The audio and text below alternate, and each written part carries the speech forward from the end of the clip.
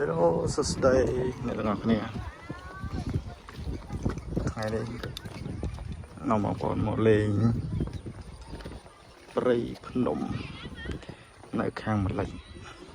ទេសភាពស្អាតរបស់បងប្អូនភ្នំព័ទ្ធជុំវិញតែម្ដងមានអូតូរ៉ៃជិះទៀតហើយ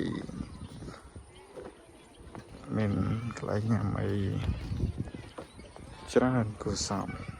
ស្អាត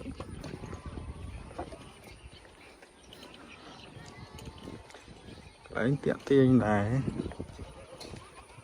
បើតែចូលចិត្តថតរូបល្អតា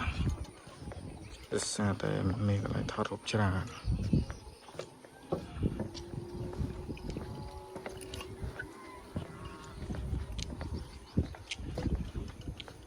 ទូពី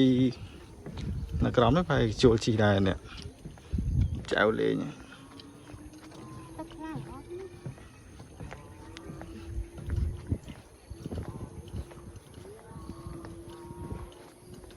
ត្រជាង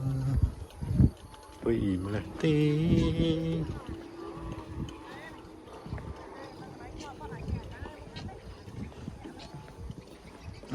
មើលតាគាត់ជិះមួយចាគាត់លេង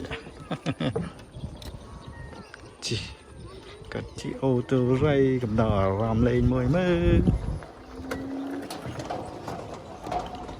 ជន់តាដាក់ទៅមកតំហឹង